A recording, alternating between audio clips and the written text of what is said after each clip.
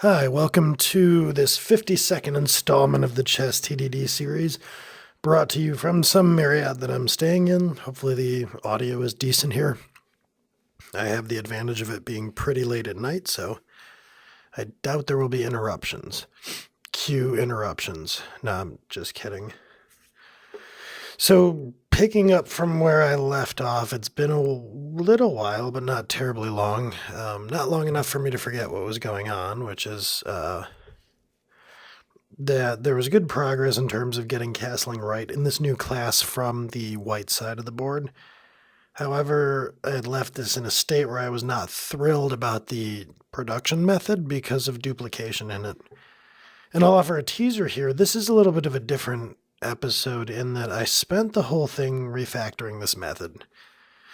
And part of that might be because of general rustiness on my part or because it's late, but in the grand scheme of things, spending 15 minutes refactoring a method for readability is, I'd say, a pretty good trade off. I got to the end here of this 15 minutes or so and decided it was probably a good stopping point, and I'd like to score a victory for the general concept of spending 10, 15, 20 minutes in making a method readable. If that's all you accomplish in that period of time, it's a good accomplishment. At least I think so. It doesn't get easier to clean up methods weeks or months later. So better earlier and, incur the upfront cost than later when you're trying to find a bug or something. So the first thing I did was I said, okay, there's this pattern here of establishing names for these coordinates instead of just kind of having this construct of magic numbers. And I don't know if this is a concept you're familiar with, but magic numbers, at least when I think of this, is if you're scrolling through code and you find logic, conditionals, loops, what have you, and you have variable names and things like that, and then you find a number in there like 7. Usually, if you haven't just written this code, if you are referring to a number, there's just some kind of string or something, you think of that as magic because the person reading it is, if x equals 7, return this following list. And so anybody reading that is going to think, well, what does 7 mean? So a good way to avoid that comprehensibility problem is to be deliberate about giving those things names as constants. And so that's kind of what I did here. I said, for starters, let me follow suit with the path of naming these other things, and I will name, even though I initially spelled one of them wrong, I will name these last remaining board coordinates. So that now if you look at the castling checker, every number in this class, every board coordinate in this class is given a name because they're specific, unique things for castling. So now what we have here is something that calls out the duplication perhaps even a little bit more, and you'll see me struggle a bit as I kind of tried to wrap my head around this and think, okay, I see this duplication. In both cases, it's if board.getPiece, and then there's a variable piece, is not equal to null, and board.getPiece hasn't moved, again, for the same variable. So I'm looking at that pattern, and then, you add some other coordinate there. So what I'm doing is I'm starting out with an empty list and I'm doing a check, and then I'm doing 2 subsequent checks. And for each of the 2 subsequent ones, if everything goes well, I add something to the list. So the general concept of this method is building a list, but with some of the functional semantics and with LINQ, this concept of populating a list in this fashion, sort of iterating through, or at least in this case, going manually through. This is sort of like a loop because condition add, even though there's only 2 of them, the concept here is, loop from, say, 0 to 2, and if something, add something. And I really don't like that sort of imperative reasoning in code anymore. I like to get to a declarative state, and I don't know if I've mentioned that here. As you can see me accidentally hit help. But declarative is like SQL. You just say select star from table customers. Imperative is if you go in and direct it as to how to go about doing that. So declaratives, you just say, this is what I want, go get it for me. Imperative is instead of that, you would go in and like write code that's like, all right, go access this particular record in the file system and iterate through. So when it comes to C sharp, the functional stuff using LINQ is declarative. You're saying, collection.where.select. You're not telling it how. If, on the other hand, you're using for each and then you have if this added to this and you're building a list or something, that's imperative. And I heavily favor declarative where I can because the libraries available at our disposal are pretty good at doing things like building collections. We don't need to reinvent that wheel. And the code becomes a lot more succinct and expressive if you're just saying what you want to do and not a lot of logic around how. So what you're seeing me do here is some fits and starts around, I guess in essence, like my brain works well with pattern matching. So what I tend to do is really try to start teasing the code into increasingly symmetrical arrangements so I can really visualize where the duplication is. And so here I'm saying, okay, well, there was a piece of duplication in there where I was saying board.getPiece whatever twice. And so it's like, factoring out something in a parenthetical operation. So now I have, okay, if the piece is not null and the piece is not moved. And now I can see that I have that twice. So that would be an easy enough thing to factor out. But I think I kind of go for the gusto here and say, okay, let's just in one fell swoop go for this 3-line thing with the declaration of the piece, with the checking of the piece, and then adding the move if needed. And so what I had thought initially here, and I'm trying to remember whether I ended up with this or not. So I'm going to return an enumerable. In essence, I'm going to yield return a piece if applicable, otherwise nothing, which will give me empty. And I wasn't entirely positive of that off the top. So there's nothing like the green on the left to tell you if you're doing it right. So I'm going to do an experiment here where I replace one of these with my method call. And I'm going to say add range. So this tells it, if you get whatever comes back in this enumeration, add it to our list. And you'll notice that I've called this method something. Usually you'll see me reason up front about what I want to name the methods. It goes red there because I haven't deleted the other part. So now I expect green if I get the commenting right. And there it goes. So you haven't seen me do this much, like give a method a name like something. The reason I did it here is because I was pretty confident I wasn't done tinkering with it, so I didn't want to spend a lot of time figuring out what to name it. It's just a placeholder here for me now, and that's okay. I will come back to name that when I'm a little more sure of what exactly I want it to do. So for now, I'm going to do both of these pieces of abstraction. Excuse me. And that will get me to, I think, a better place where the code's starting to flatten a little bit. So when all is said and done here, I've still got this one conditional, but you'll notice that the cyclomatic complexity, the paths through this code, has gone down. So I'm going to have this if condition, and then I'm just going to have a sequence of statements and no more conditions. I've abstracted them into this something method.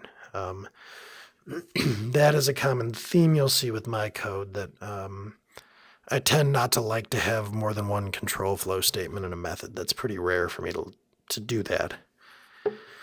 And, that might seem a little purist, but I just find the method so much easier to reason about that way. Give them good names, extract a lot, make sure you only have one control flow statement, and suddenly all the methods in your code base, you'd be pretty hard-pressed not to be able to understand them, at least to some degree. Depending on, you might not get the name perfect, it might be a little complex. But we're getting there. So this is promising. The gestalt of this method is a little smaller now. So there's some overhead up front, and then there's this conditional. Now here, I'm trying to remember what I was trying to do. I think, I forgot that I couldn't yield return more than a single thing. It doesn't work that way. I think maybe an F sharp it might. I don't know. Seem to recall reading about that. Maybe I'm just making that up to sound smart. I don't know, but I feel like that's an option somewhere, just not here. So back to the drawing board. I thought I could. My goal, in case you haven't figured this out, or at least one of the goals in this refactoring, is to get rid of this this list that I'm declaring. I don't like this idea of like let's declare a list and then go through and selectively add stuff to it. I would rather just express the return in terms of what I want declaratively. So as a step in that direction here, I'm saying, okay, what if at least inside of this conditional, I just said, let's return the union of these two things. And then I'll go and say, forget about castling moves outside of the conditional, I'll just return empty. So now I have two different returns from this method, but I am avoiding the overhead of the list at all. So I consider that to be a win. If you come from the structured programming days of the 90s and early aughts, you probably, maybe even before that, it's probably actually way before that, C maybe, where you should only have one return point from a method. I think that served its purpose, but if you have methods of this size, one line, then an if, return something, and then return something else, yeah, I can see that when you have a, 70 line method and 12 return points, that gets pretty confusing. I don't think castling moves for is confusing. I'm going to check something and then return one thing or the other depending on the result of that check. So what I'm looking at doing here now is thinking, okay, so king to move, I'm going to get a piece, I'm going to cast it, then I'm going to check that the result is not null, and then I'm going to check the result. So I have this sequence of checks, including this casting thing that I'm not thrilled about, but that's a problem for another day, perhaps much later. But all of that is maybe something that could be pulled out into this Boolean concept that makes the original a lot more readable. And then I start to get to simplify this method even further. So I'm going to say is unmoved king, and I'm going to pass this move star coordinate. So in essence, I have a board coordinate is the thing at this coordinate and unmoved king. If not, then I'm done. I'm just going to return empty because then castling is completely inappropriate if there's no piece, if it's some other thing, or if it's a king that's moved. In all cases, I'm done. So now after I kind of figure out that I deleted too many lines and get this right again with all the indentation, basically what you're seeing is I've inverted this. So instead of having a more complex initial condition and then getting into that and doing some return, I'm checking for a simple abstracted condition that if I hit that, I return empty. So it's more like a guard condition, if my parameter is null, throw, or if whatever,